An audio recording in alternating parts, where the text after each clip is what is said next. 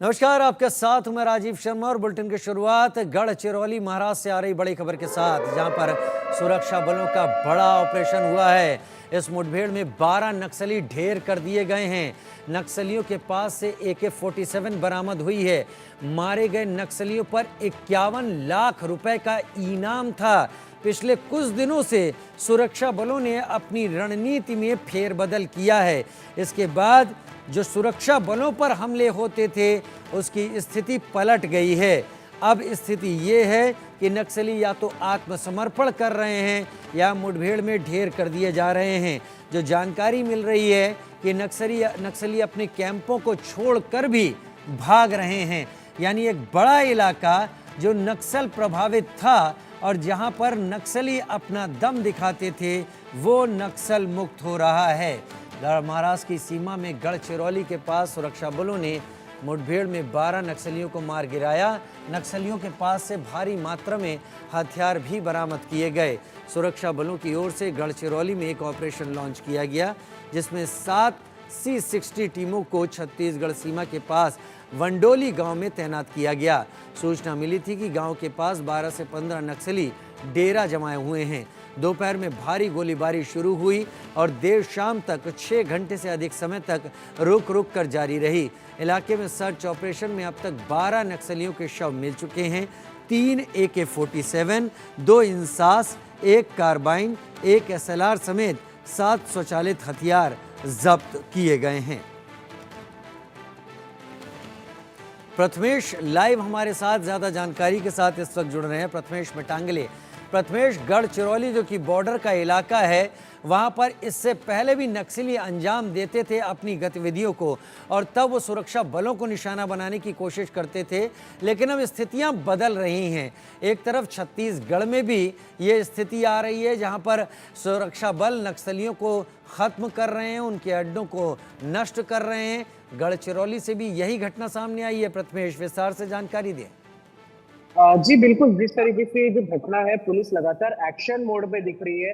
लगातार जिस तरीके से ये जो मैं आपको घटने बताता हूँ, ये गढ़चिरौली और जो छत्तीसगढ़ का बॉर्डर है वहां पर हुई है। तो नक्सली जो रहते हैं वो हालांकि सबसे ज्यादा बॉर्डर पर ही दिखते हैं, क्योंकि जिस तरीके से उन्हें इनफिल्ट्रेट करने के लिए आसानी होती है, जगह चेंज करने के लिए आसानी होती है, इसलिए वो बॉर्डर की तरफ ज्यादा दिखते हैं। जिसके बाद गढ़चिरौली पुलिस ने 6 से 7 यूनिट अपनी पुलिस की तैयार की। C-64 से उनमें से 6 से 7 यूनिट तैयार की और ये जो ऑपरेशन है इसकी शुरुआत की।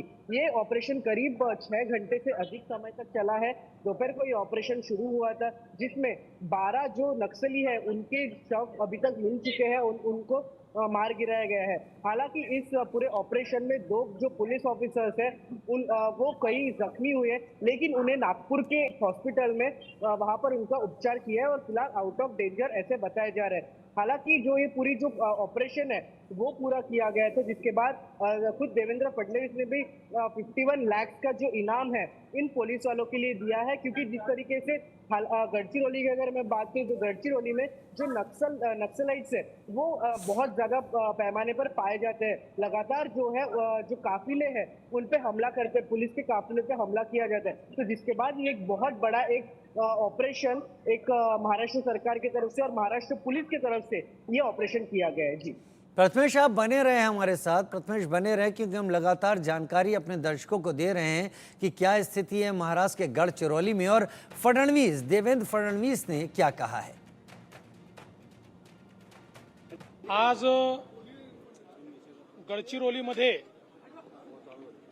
गडचिरोली छत्तीसगढ़ बॉर्डरवर काकेर जवळ आपल्या गडचिरोली पोलिसांनी C-60 ने एक मोठं ऑपरेशन केलेलं आहे। या ऑपरेशन मध्ये 12 माओवाद्यांना यमसदनी पाठवण्याचं काम आज आपल्या पोलिसांनी केलंय। पुलिस ने मुकाबला किया है और उन्होंने इनाम देने की बात भी कही है। 51 लाख का इनाम इन सब पर था। प्रथमेश मेरे साथ लगातार जुड़े हुए हैं। प्रथमेश, उप मुख्यमंत्री देवेंद्र फडणवीस का बयान आया है, उन्होंने 51 लाख रुपए की राशि उन पुलिस कर्मियों को देने की बात कही है जो इस ऑपरेशन में शामिल रहे हैं। ये एक तरीके से प्रोत्साहन है, प्रोत्साहन इस बात का कि जितनी जल्दी नक्सल मुक्त हो ये सारे इलाके, उतनी जल्दी इन सभी इलाकों में विकास की रफ्तार और तेज होगी।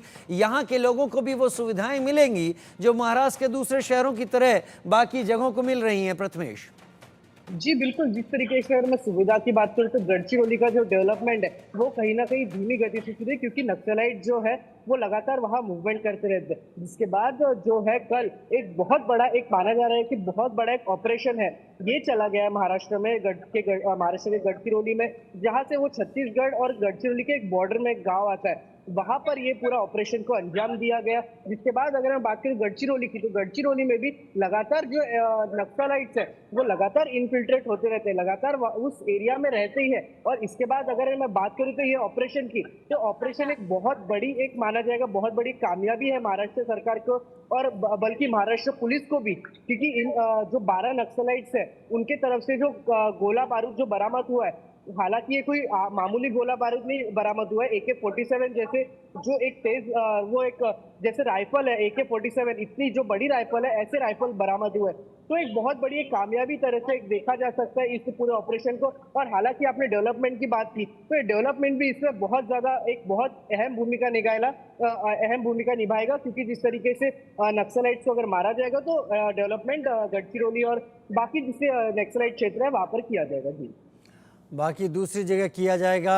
प्रथमेश मेरे साथ जुड़े आप इस जानकारी के साथ। प्रथमेश, बहुत शुक्रिया मेरे साथ जुड़ने के लिए, क्योंकि महाराष्ट्र के गढ़चिरौली में जो खबर है वहां पर 12 नक्सलियों को ढेर कर दिया गया है और 12 नक्सलियों को ढेर किए जाने का साफ मतलब है कि छत्तीसगढ़ के कांकेर में भी कुछ इसी तरीके की कार्रवाई सुरक्षा बल कर रहे हैं। धीरे धीरे एक छोटे से दायरे में नक्सलियों को सीमित किया जा चुका है। वही नक्सलवाद जो पहले बड़ा क्षति देता था सुरक्षा बलों को, बड़ी संख्या में सुरक्षा बलों के जवान शहीद हो जाया करते थे, लेकिन अब इस पूरे नक्सलवाद को समेटते हुए आगे की तरफ जीरो इन किया जा रहा है और इनके पास से बरामद हथियार इसका सबूत है कि इनके पास किस तरीके का बाहरी देशों से सपोर्ट आ रहा है।